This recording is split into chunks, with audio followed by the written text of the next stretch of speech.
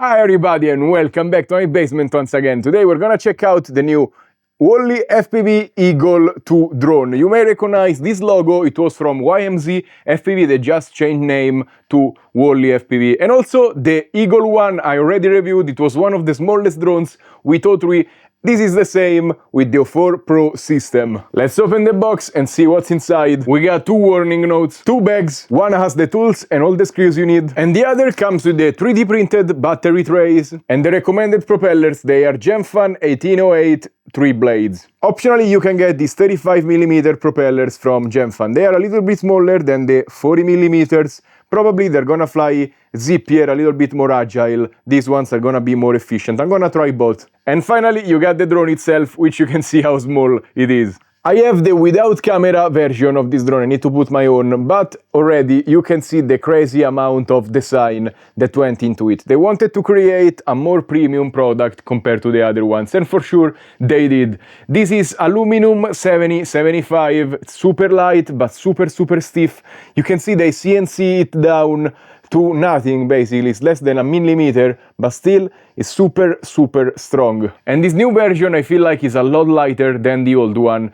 Only 13 grams the whole frame, carbon plus canopy, it's very nice. And there are no 3D printed parts on this drone, only aluminum brackets all around. The frame is made of 2mm 2040 carbon, it's a little bit more premium carbon, and also they painted it black and it feels super smooth to the touch. Inside the canopy they glued these silicone mounts for the O4 Pro system, so probably this thing will not have any jello. I'm gonna test it later. The flight controller is a F4 with 20 amps ESCs and it can take up to 6S voltage, but the motors only 3S maximum, so the old drone use 3S. The motors are Arcene Power 1002 14,000 kV. And boom, the O4 Pro is finally in, and the weight, like this, is 73 grams. If you use the recommended 380 milliamps 3S battery, you are at about 103 grams. So probably if you remove the receiver and maybe a couple of screws, you can get sub 100 grams for the people looking for it. The camera mount is one of the best I have seen, and it's strangely coming from a very small drone. It goes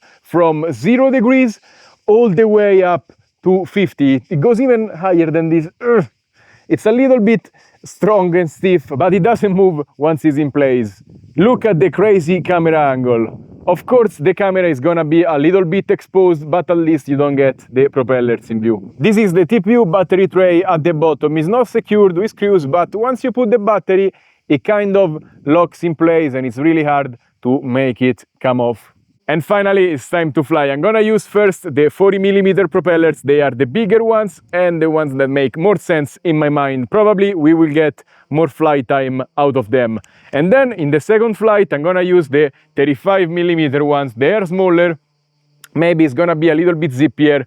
Let's see. And actually, I forgot to charge my goggles, but luckily we have today's sponsor, Iniu. I already reviewed a few power banks from them, but this one is super interesting because it is probably the smallest 10,000 milliamps power bank I ever seen. And boom! Look how tiny this power bank is. This is the new Iniu P50 and it's just barely bigger than a pair of headphones and only 160 grams. And despite being so small, it packs a punch because not only it is 10,000 milliamps, but also it can output 45 watts from either one of these USB-C ports at the top. The USB-A can supply up to 18 watts of power, and if you use them together at the same time, each one can output 15 watts. It comes in many different pastel glossy colors. This is a screen showing you the leftover charge of the power bank. But the coolest feature is this lanyard is super strong, but actually is a 60 watt USB-C cable, so you always have a cable ready to go. And it's so powerful that not only you can fast charge your drone gear, but also it's gonna be able to fully charge a smartphone for a couple of times. And in a pinch you can even connect it to your laptop and charge about half the battery of a MacBook Pro. This is crazy for such a tiny package. If you're interested about it, you can check the link in the description down below. Let's get back to flying. First time arming it. And we have immediately a chicken ready to go.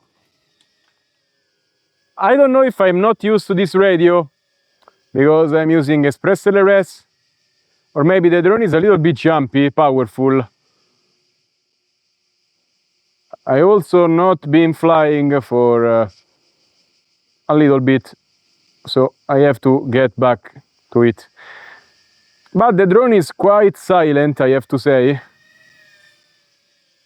Very, very, very silent. It's basically a toothpick with a O4 Pro attached to it, and also it's quite stable. Okay, let's put it in air and see if it has gel or not.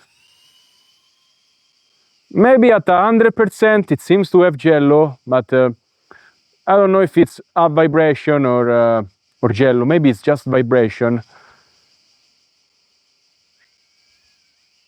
It comes down quite straight, and remember it's a 1.8 inch 40mm propeller.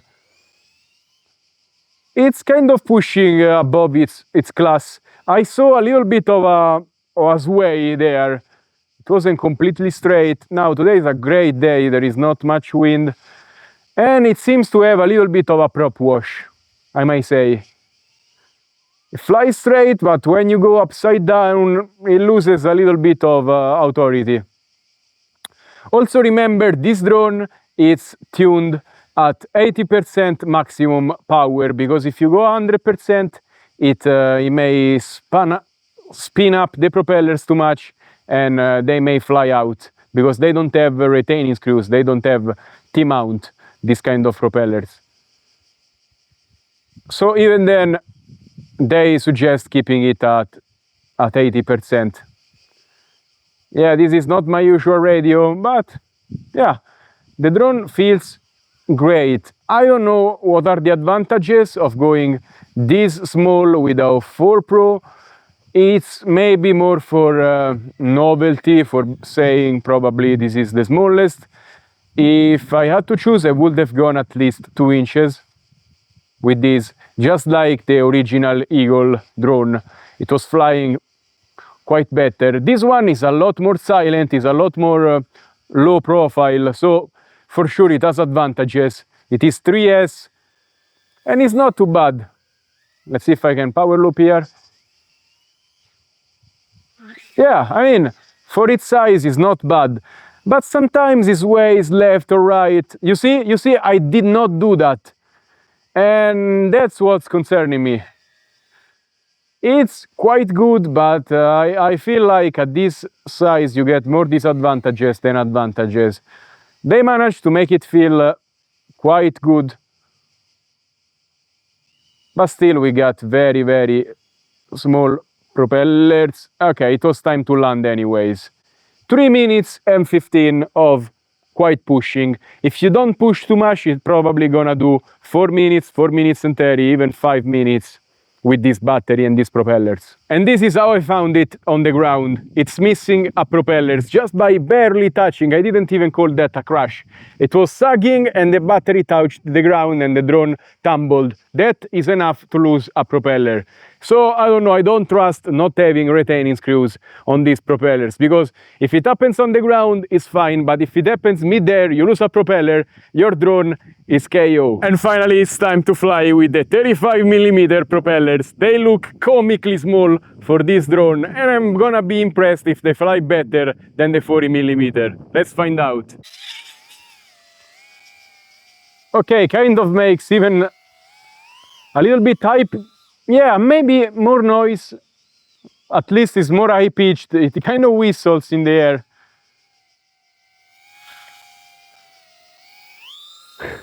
I never heard this sound from a drone. Oh, wow. It kind of has a little bit of prop wash. Again, I don't know what the benefit will be of running such small propellers on our O4 Pro drone. It's just too heavy for these propellers. It doesn't have pickup. I was full throttling there and it wasn't picking up. Probably I have lost a propeller. Let's go check. No propellers lost. It was just stuck in the grass. Let's see if it has gel or not. Maybe slight vibration, but I wouldn't call that jello. It takes ages to take altitude back. Oh my god, oh my god. Yeah, I wouldn't call this acro drone. Maybe for exploring it can have some sort of sense. I mean, I expected both worse and better with this drone. So we have the water sprays back here. Oh my god, the mosquitoes are biting my ankles. I saw the chicken back here, but I cannot find them. Come on, mosquitoes, go away. I'm trying to record a video and this drone is already giving me... I'm sorry, I hate summer. I mean, from spring I start having allergy and then we have summer and it's hot and mosquitoes, it's just a mess. We have a lot of daylight, but it's so hot. I have to record half of my videos indoors. Okay, too much complaining. So if you kind of cruise with this drone, it's not too shabby. It doesn't go particularly fast. Maybe with the other propellers you can reach 100 kilometers per hour, but you'll be pushing it. So again, yeah, it's a cool concept, but probably 2 inches would have been better. I would say that the Pavo 20 Pro, which is a Cinewhoop, flies better than it. It acros better and it goes faster, it's more silent, it's more efficient, it's still 3S, just because it has 2.2 inches propellers. Now that I think about it, I will make a video where I remove the propeller guards of the Pavo 20 Pro and let's see what happens, because I feel it's gonna be a more competent kind of toothpick than this drone is. The Pavo 20 Pro still has the propellers without the retaining screws, but I never had issues with them escaping. Instead, with this drone, I feel like when it was swaying left and right, it was because the propeller is spinning the motor shaft inside and it's not gripping it. If you can, yeah. 3 minutes and 24. We did the same amount of battery time as before, but now we flew a little bit slower. And it's time for my final opinion on the WalleFPV Eagle2. I kind of like this drone a lot, especially the way it's designed, because material-wise and design-wise it's one of the best drones I ever seen. I love this aluminum. It doesn't have too many drawbacks. The weight is fine and the quality is incredible. Also, they managed to have a camera that swivels up to 50 degrees and 0. On such a tiny drone, I have not seen that in bigger drones, so I'm very, very surprised about that. For sure, you have the trade-off of destroying your lens if you ever crash camera first. Maybe put a UV filter, but yeah, be prepared because the camera is a little bit exposed. Flight-wise, yes, it's a small drone and it's flying probably better than its class, but still is not on par with bigger drones, 2 inches, 2.5, 3 inches. They fly so much better, so much more on rails. This one, it's fun, but I wouldn't really freestyle it too much. Maybe for a silent exploratory flight, it's a fun drone. I would never use the 35mm propellers. If you get this, my suggestion is use the bigger ones. You get more flight time, lower noise, much better handling, and much better speed and recovery. Yeah, maybe you get a little bit less swaying with these propellers, but that's about it. I do understand why they made this drone. It's because it makes the headline for the smallest O4 Pro system drone out there. And for sure it's a cool thing to go for, but it's not the best flying by any means. A 2-inch, for example, the 2-inch they made a couple of years back for the O3 was flying much better. And any 2.5, 3, 3.5 inch is gonna fly so much better, there is just no comparison. So really, I don't know who to recommend this drone for, because if you don't have many drones, you are kind of choosing one for each category. You want a Cinewhoop, you want a freestyle sub 250, this is not it. Probably, again, go with something bigger, you're gonna have so much better time. Go with something that has a GPS that can cruise for longer. You have many less drawbacks than something like this. Still sub 250, still safe, still can rip in a park, but it's gonna fly better. If you, on the other hand, have many drones, you like collecting them, maybe this is a cool drone to add to your collection because it still flies cool, it's fun to fly, but be ready, it has a lot more drawbacks compared to the bigger ones out there. And really, I want to see this drone with the same mid-frame, but with slightly bigger, longer arms to accommodate for 2.5 inches propellers. I believe at that point it's gonna be a killer machine because it's gonna still be super light, but it's gonna have the powertrain to carry this big of a camera. And as always, remember to like, subscribe and comment on this video. Let me know what you think about this drone and let me know what you think about my opinions on it. As always, if you want to buy something, remember to check the link in the description down below because you help my channel a lot. Thank you so much, stay safe and happy flying. Bye!